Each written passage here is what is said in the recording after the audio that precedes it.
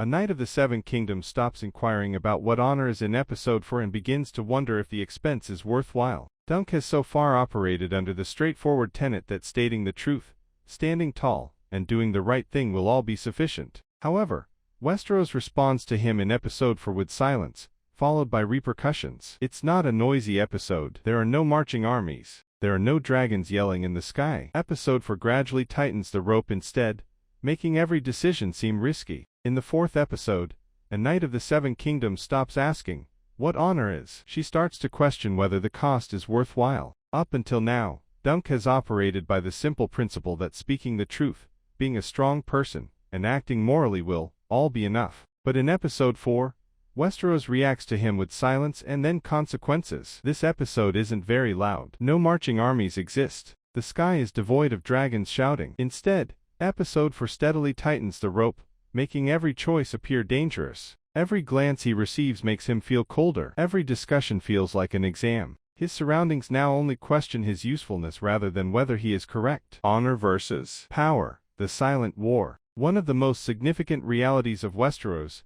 is subtly reaffirmed in episode 4.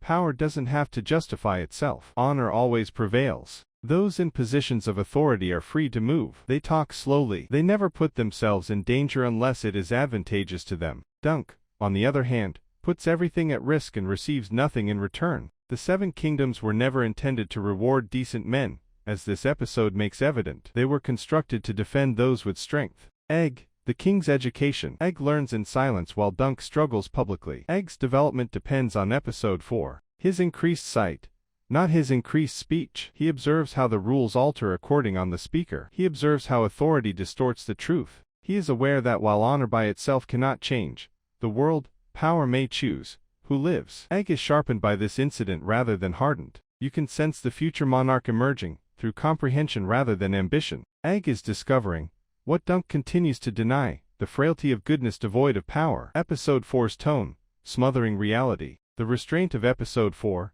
is what makes it so powerful. The threat is persistent rather than abrupt. It hovers in midair, in the spaces between sentences. People don't come back for the looks. Dunk isn't directly attacked by Westeros. It watches. It serves as a reminder that one man, even a decent one, can be subtly crushed. This is the episode where hope starts to seem pricey. One of the series' darkest lessons is presented in episode 4. The system remains unchanged by honor. It merely highlights the system's inherent. Dunk is right. He is merely standing in an uncaring world. Egg is observing, discovering the kind of monarch a man needs to be in order to endure in such a world. Episode 4's significance. This episode marks a turning point. Dunk gives up his ignorance of knighthood. Egg starts to comprehend power as well as morality. Because they are in danger together, their friendship grows stronger. Westeros genuinely rebels against our heroes for the first time in episode 4. Instead of using swords, use pressure. Now everything seems contingent. Assistance has conditions. Quietness turns into money. It seems fleeting to be safe. Dunk is diminished by the episode,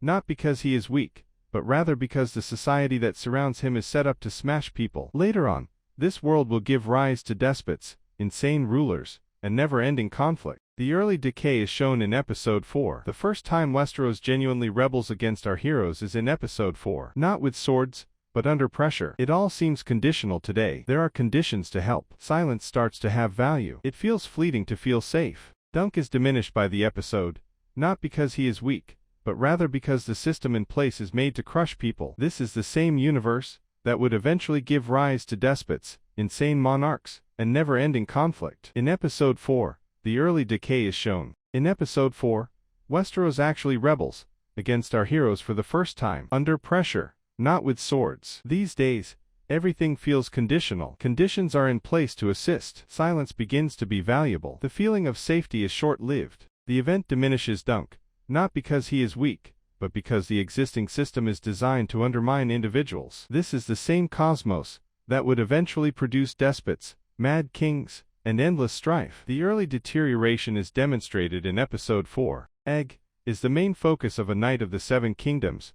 Their exploits are closely linked to those of the Targaryens. After episode 3, it becomes evident why. The events of A Knight of the Seven Kingdoms take place roughly 80 years after House of the Dragon, and roughly 90 years before the events of Game of Thrones, placing it in the middle of HBO's earlier series. As such, House Targaryen's family members are in a terrifying position, with the last of their dragons having recently died off after the Dance of the Dragons, and their loss of the Iron Throne being on the horizon. Nonetheless, there are still a lot of Targaryens in A Knight of the Seven Kingdoms, and one of them even plays a significant role in Game of Thrones. In A Knight of the Seven Kingdoms, all of the Targaryen family's names